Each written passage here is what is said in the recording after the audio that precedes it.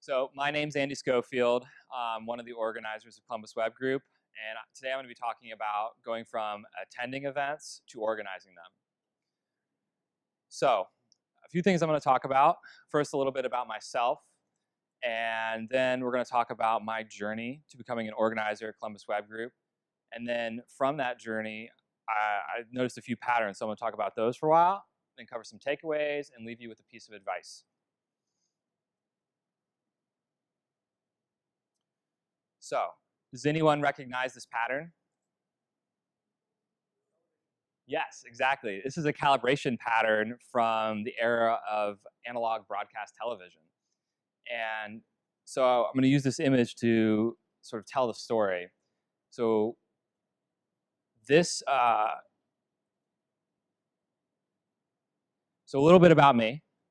One of my first goals in life was to become an Eagle Scout.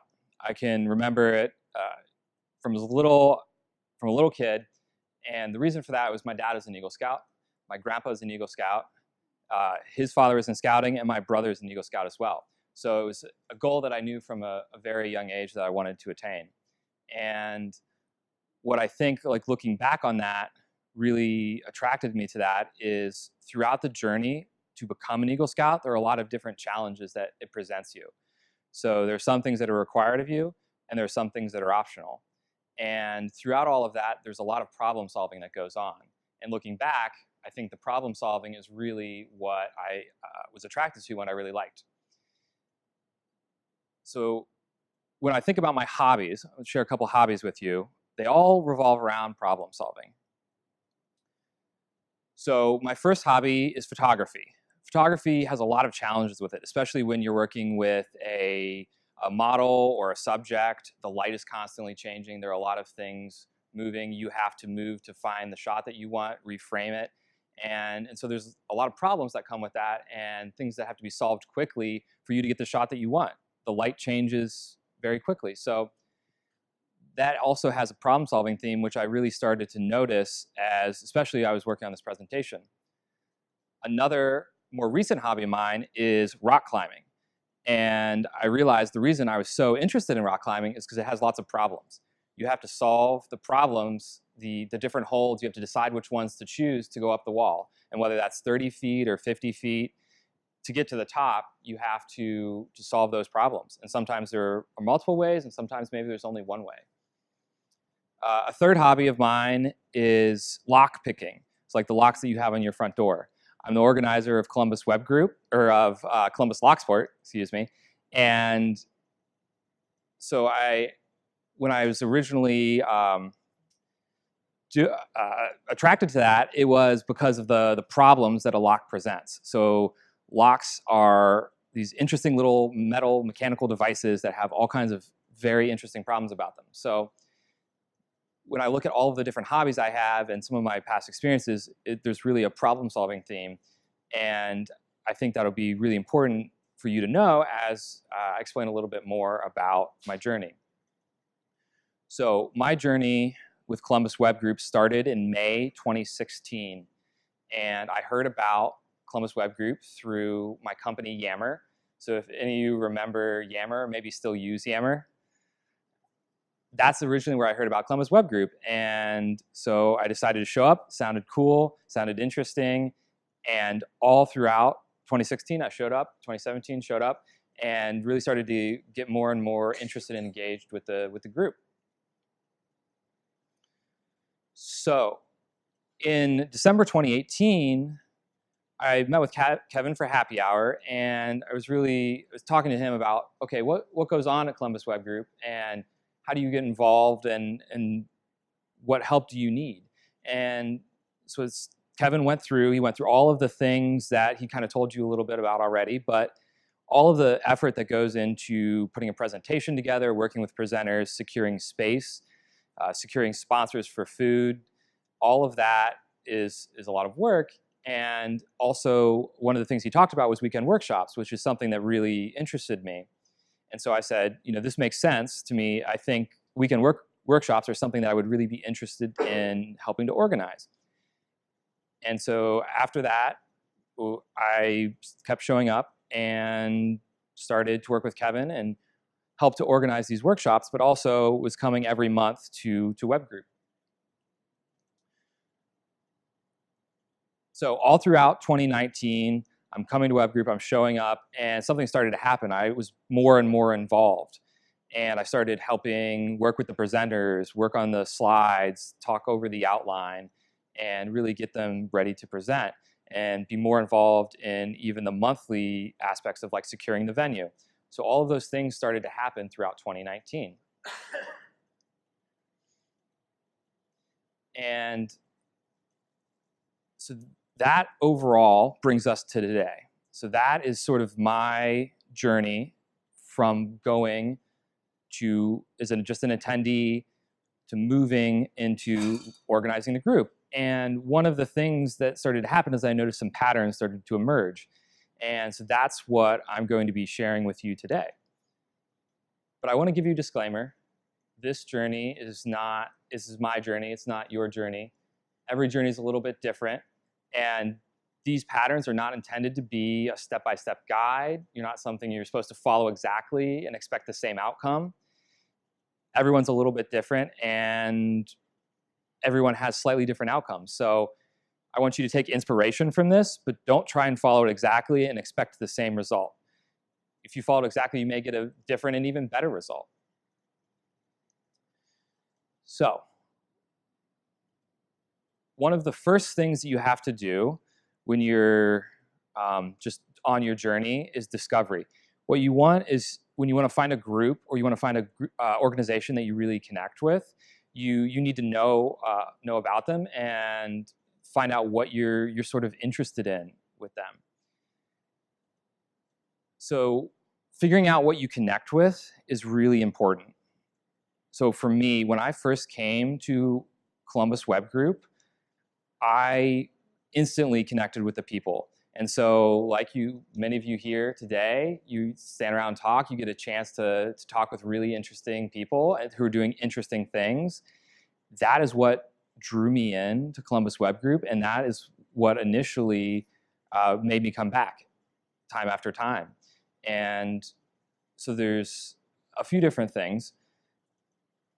So another group that I'm involved in is Columbus Locksport. So I mentioned that a little bit before, but the thing that Columbus Locksport has that I really like is puzzles. And so when I found out about it, I really connected to locks and to lock picking and the puzzle aspect of that. So what drove me to go to that meetup group was my love of the content that was part of that group. So whether it's the people or the content or maybe something else, there's another group that I'm involved in, Hackers Teaching Hackers. It's a local security conference. And what originally connected me to them was lockpicking. But over time, the culture, the ethos of hackers is what really interested me. And that's what strengthened my connection to that organization.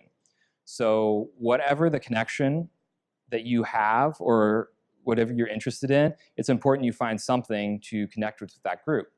Because if you don't connect with something, you won't show up.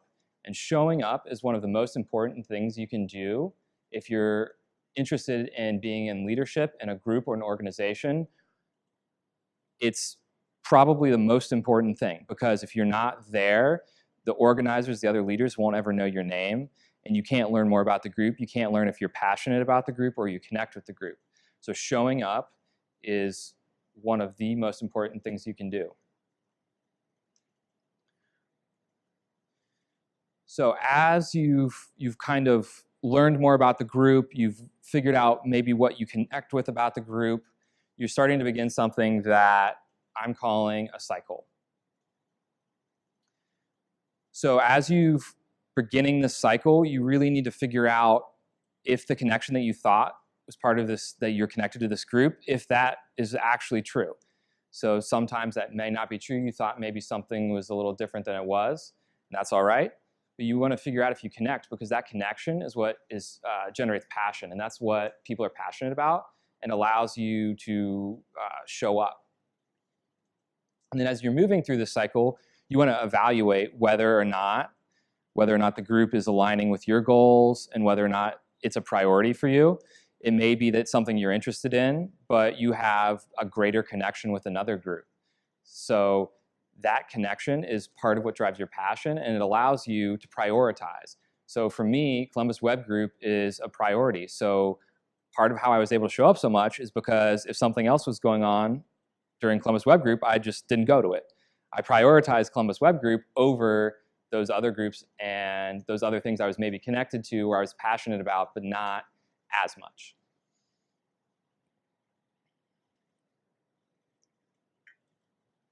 So as you're showing up, it's important to establish credibility. If you're interested in moving into leadership in this group or an organization and kind of starting your leadership journey, you need to be credible. So that's things like showing up ahead of time and asking if you can set up the chairs.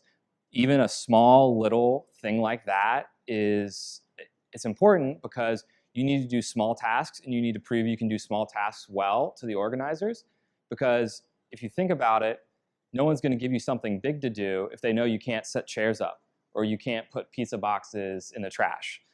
So if I ask you, hey, move this chair over there, and you can't do that, then there's no way that you're going to be asked to like coordinate a venue or something like that. So establishing credibility is really important. And all of this builds on each other. So as you establish credibility, you do those small tasks, it all builds up, and you start to get more respect from the organizers, from the people that are attending the group with you, and that leads to more responsibility. So if you show up, you're always available. It's really easy for an organizer of an organization or a meetup group to simply ask you, hey, can you do this thing for me? It makes it really easy if you're there. So going back to the theme of showing up. And it helps you gain more responsibility, be more involved in the group, and to sort of elevate you on your leadership journey.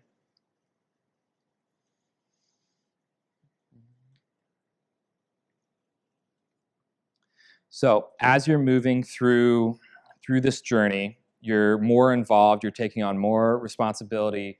It's important to communicate to the other organizers of the group. And a lot of people say they're great communicators, but the reality is most people suck at communicating. And so it's important to, no matter how small, communicate the things that are going on in your life that impact that organization, communicate that to the other organizers. Because what happens is if you go dark, if you stop responding, they have no idea whether you completed your task or not. Maybe you're just really busy at work. You want to say, hey, I'm really swamped this week, I'm working on it, but I'm having trouble responding to you. That's the sort of thing that establishes credibility, it earns you respect, and it helps you to build your foundation and continually accept more responsibility. It's communicating the things that are going on in your life. Sometimes, as you're moving through this cycle, you might encounter something you think is headed in a different direction, and that's absolutely okay. But one of the things that might come with that is you start to move in a direction different from the organization.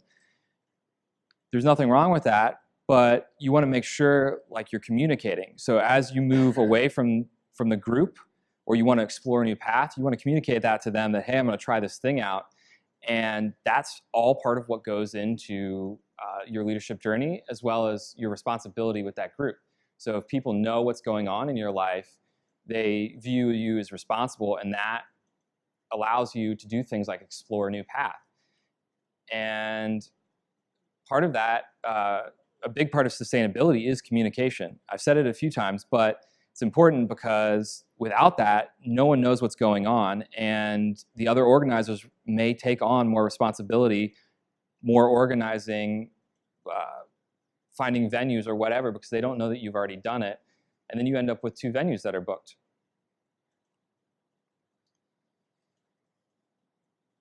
And setting expectations is another big part of this. It's something that I did when I first started with Web Group, is I said, hey, weekend workshops sound really interesting, and that's what I'm going to focus on. I still attended, I still showed up, but I wasn't organizing the monthly events as much because I was focused on the workshops. And so I set that expectation, and that's important because that was what I said I could do, and I did it. And that's part of building credibility. And then if you keep your communication open, what happens is you leave that door open for you to come back, to go back to the group or continue your cycle. And sometimes what happens is you may go in a different direction completely. You've been part of this group, you are looking at what you connect to, and maybe you're like, well, I don't connect to this anymore. This is not something that I'm passionate about anymore, which is totally fine. But as long as you're continuing to move in a direction, it's not always it's not always bad to move in a direction you think would be backwards, because what happens is you've still traveled a far distance. You've still gone all of that way. And then you need to reevaluate. So you're thinking about what direction you're heading. You want to think about, is this still my priority? Is this still something I'm passionate about? Do I still connect to it?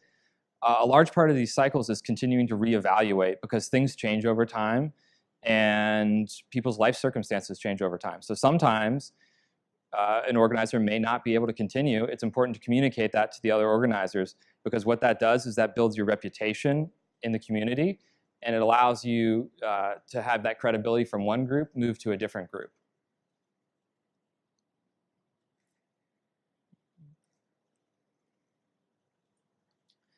So as you move back into the cycle, you're continuing to have more responsibility, you're continuing to help the group.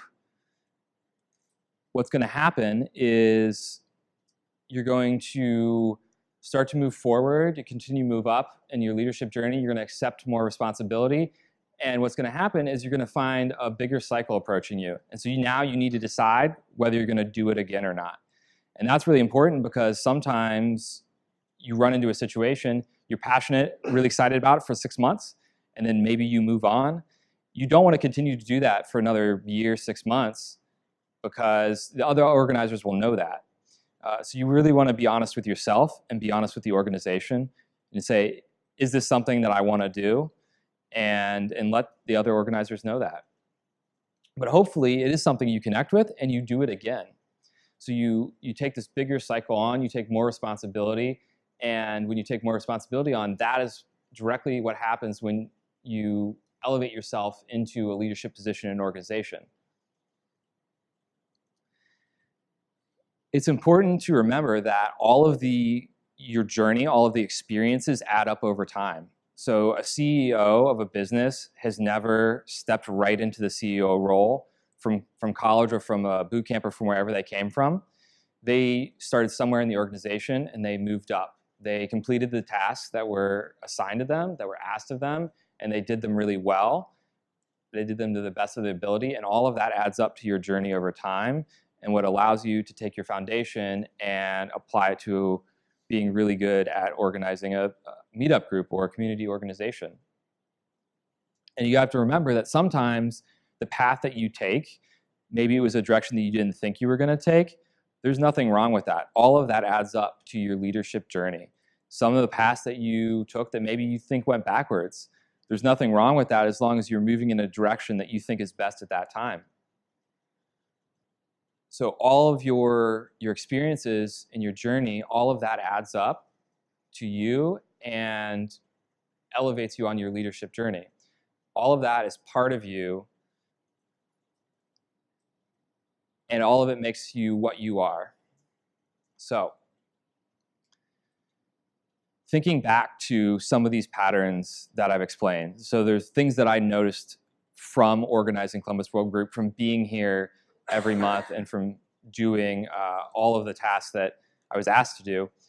And I think that it really, I've seen these patterns now that I've noticed them emerge in a lot of other groups. So this is something that you can apply not just to a community organization, but even potentially to work or to other organizations that are in your life.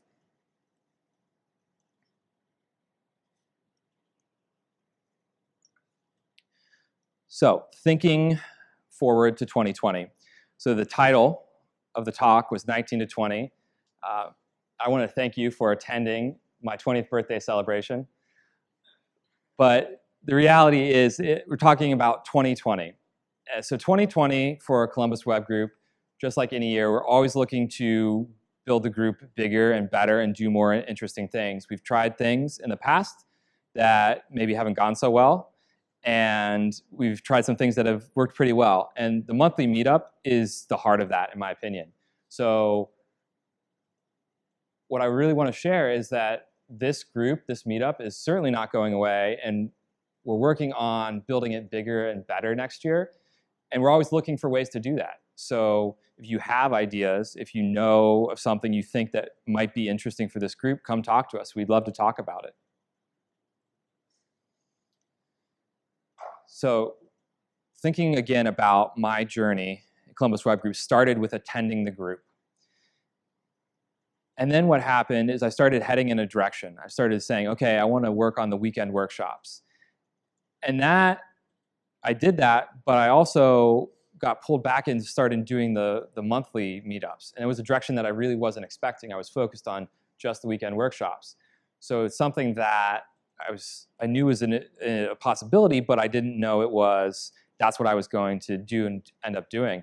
And I think it's important to recognize that sometimes that is a path that you weren't expecting to take.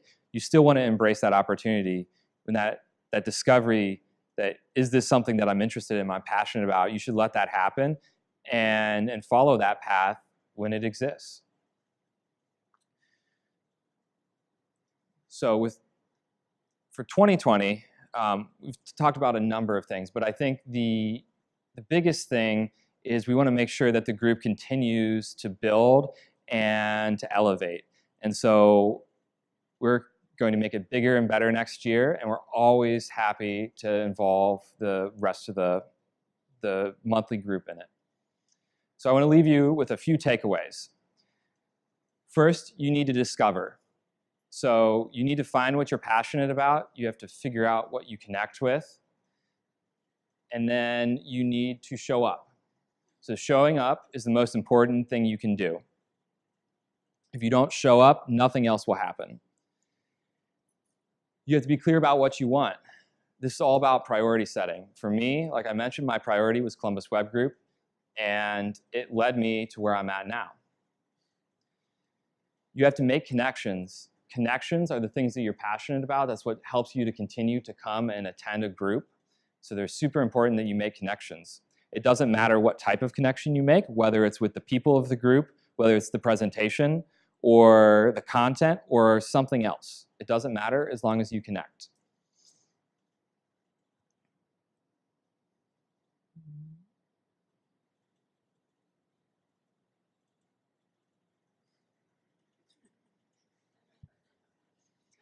Then you want to establish credibility.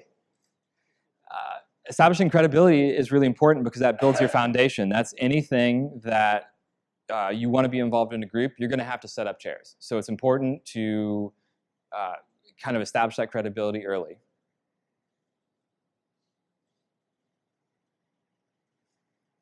And then you want to earn more responsibility. As you do those tasks that are assigned to you, you're going to earn more and more responsibility. And that is going to continue to take you in a path of leadership and in leadership direction. And then you want to be sustainable about it. So you might be able to do something for a short period of time, but if you're not sustainable, if you're not communicating to the people in your group, it's never going to last. And it's also important to evaluate. You want to think about whether or not this is still something I'm passionate about, whether I still connect to it. And it's like retrospective if you're in tech. It's really important because you don't want to continue to do something that you're not connected to and you believe in. And then finally, building in resiliency. I mean, it kind of goes back to sustainability. It's important for you to continue to be engaged with the group and connect to the people or the content or whatever it happens to be. So if I could leave you with one piece of advice for tonight, you've heard me say it a few times, but that advice is to show up. If the organizers or the leaders of your group or even in your company don't know who you are, don't know your name, you're not going to get assigned tasks. You're not going to go through your leadership journey. You're not going to do any of that if you're not there. So that is the most important thing you can do. Thank you.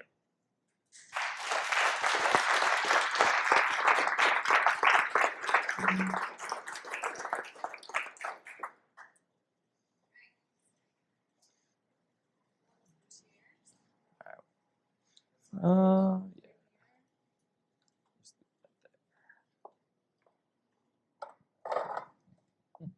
So this is the part of the night where we ask Andy some questions and then open it up.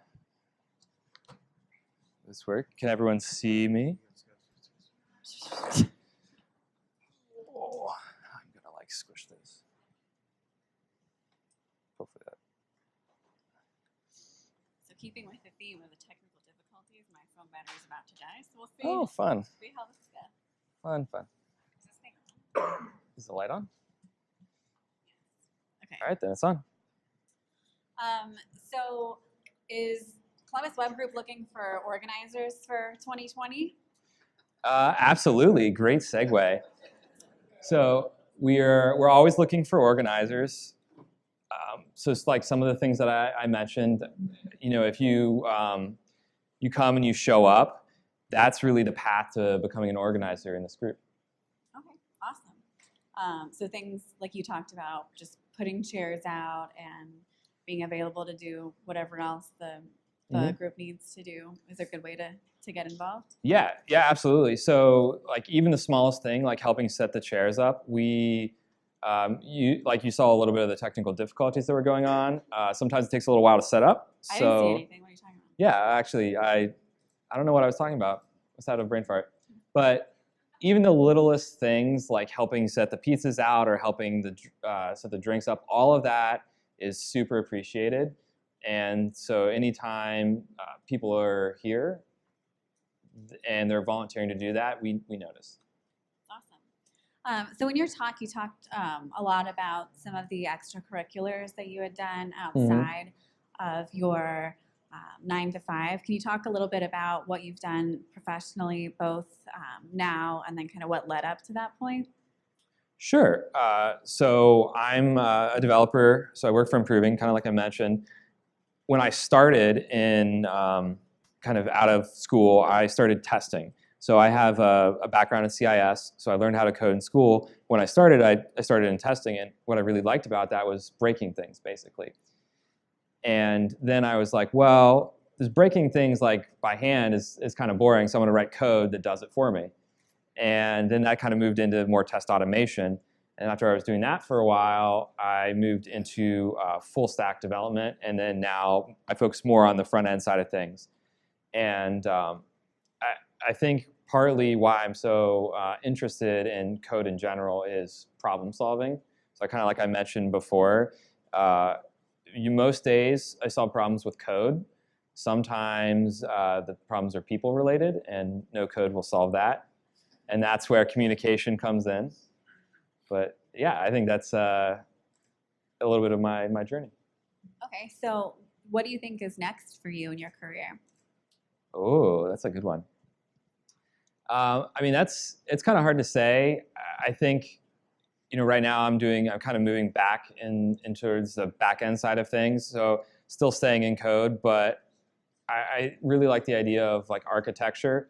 I just think that architects should also be writing code. So we'll see how that pans out. Okay, awesome. I want to take this opportunity to go out into the audience to invite anybody who wants to ask some questions. Sure, you want to come on up? You don't have to come up. Can I just, okay, yeah. So you mentioned that there were some things that did or didn't work in terms of like bringing people to the Columbus Web Group. What are some of the things that didn't work, and why do you think that is? So specifically what didn't work was the mentoring program. And I think really what happened was there was an imbalance of people. So there were way too many people who were on the I want to be a mentee side of things and not enough mentors. And when you don't have enough mentors for a mentoring program, it kind of causes an issue. So I think that was really the kind of the primary driving factor. I also think a lot of people don't see themselves as a mentor, especially if you were early in your career. But there's a lot of things that people know that they're good at, and they don't view themselves as a mentor. So I think we had a lot of people who were on the mentee side of things who probably could also be both mentor and mentee. But everyone said, hey, I want a mentor. And they didn't recognize that they have skills that are really valuable that other people want, but they don't see them as valuable maybe because they just don't realize. Great question.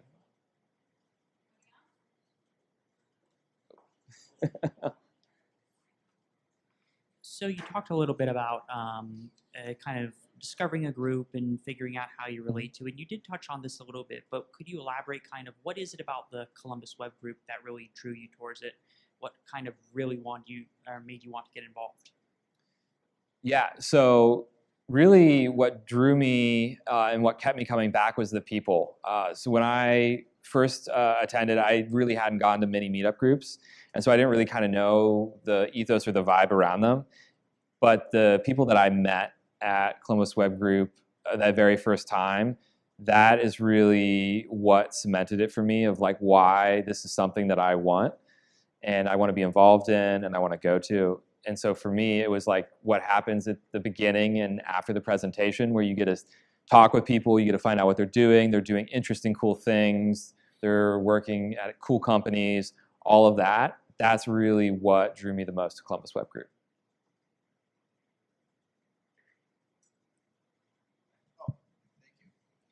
So I am curious on the opposite end of Katie's question of what made the group successful. I wasn't here past, maybe a year or two ago. I mean, 100 people were at the first event that I was at. What was it like from the journey? I don't know if you were involved at that point either when there was, 10 people coming up to 100 plus. Yeah, when I got involved in May 2016, at that point, Columbus Web Group already had a pretty substantial attendance. So I really wasn't involved in the beginning when it was like 10 people. I don't even know if there were 10 people. But when I first started attending, there was a pretty sizable amount of people. An average meetup, I would say minimum 40 people, all the way maybe up to 60. So if you've been in the insight space, that's where a lot of them were held. I think there's some desks there now, maybe. But yeah, so the meetups have been growing over time. So I have seen them grow for the sort of the smaller side when I started, but they were already pretty big when I got involved.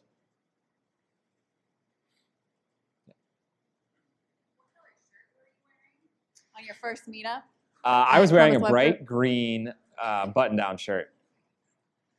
We actually went back. Kevin remembered it, but I went back and verified from the photos. So how has being in a leadership position in Columbus Web Group or any other meetup group affected your professional life? Yeah, that's a really good one. And I think one of the things that is really important is you don't always get leadership opportunities at work. And so having the opportunity to be in a group like this, you get to kind of exercise some of those skills. And so what happens is then I'm working on the skills outside, and when I encounter a situation at work that needs leadership or in my career, then I've already sort of stretched some of those muscles and I've already worked on that. And that's helped me, whereas like I might not get some of those opportunities if I didn't already have those skills. So sometimes if you're on a team, for instance, you might get selected as the team lead just because you're exhibiting, like you're showing up, you're establishing credibility, like you're doing all those actions. You say, oh, well, okay, they're already leading, so they're going to be the team lead. But if you don't already have those skills, then they're sometimes hard to get. And I think community groups are a great way to do that.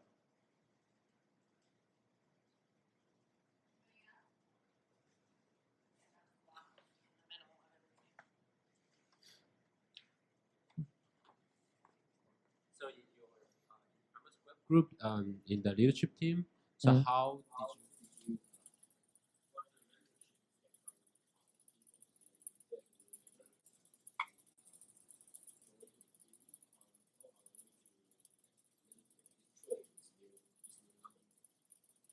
Yeah, I think one of the main things that we like to do is part of that is like show up. Right? So for me, I was at every monthly meetup, and Kevin started to ask me specifically, like, hey, can you help with this? Or hey, can you do this thing? So he kind of showed me incrementally how each of those things works. And then, so by the time you get asked to do something bigger, like, hey, secure a venue for our next meetup, or communicate this, something like that, you've already seen a lot of the pieces and parts that go into it. We kind of, it sort of happens organically typically, but you want to make sure it's pieces at a time, so you never get any one big thing that you might feel overwhelmed or like you're in over your head.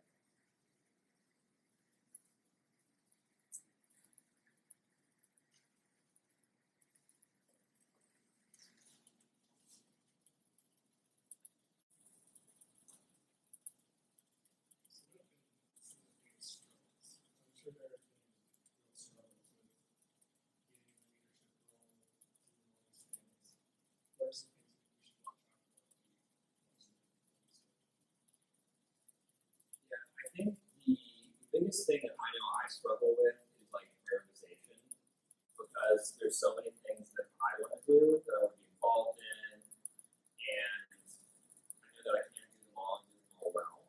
So for me, it's the things that I watch out for is you don't want to show up a bunch of meetup groups or maybe a conference and say, hey, I want to organize this conference, and just accept all these things all at once because you'll be overloaded. So I think the things that I watch out for are not accepting too much or not saying yes to too much all at once. It's okay to say no, because I've done that. I've said yes to way too much stuff before, and it usually ends in doing one of the things halfway, and you're never gonna earn credibility or establish credibility that way. So that's the thing I would say. Is make sure that you know your limits and you know what you can do well and do that, and then build those habits over time. Once that becomes a habit, you're involved in that group, then you let that. Then you don't have to worry about that habit. You're not thinking about it. Then you can take something else on, because your brain power can be focused on the new thing, and you know how to do the old things. You've done it and done it awesome.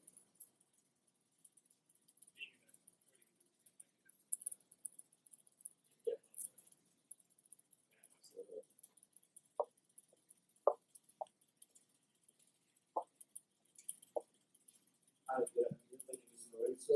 Absolutely. Following that, what you answer, what helps you to decompress your brain and to step back and to realize where your prioritized list, so you don't have to have like a lot on your plate? I think for me, talking with other people helps a lot. So I'll bounce ideas off other people, whether it's coworkers or my manager or friends like Kevin or Tessa. It's when I get to a point where I've got a lot going on, just saying it out loud helps a lot. I mean, it could be a spouse, significant other, but discussing those things like, hey, I've been doing this for a while. I don't know that I really like it anymore. It helps to sort of talk some of those things through with other people. And so for me, that's one of the kind of the major ways that I do it. That make sense? Cool. Yeah, thank you. We have time for one more.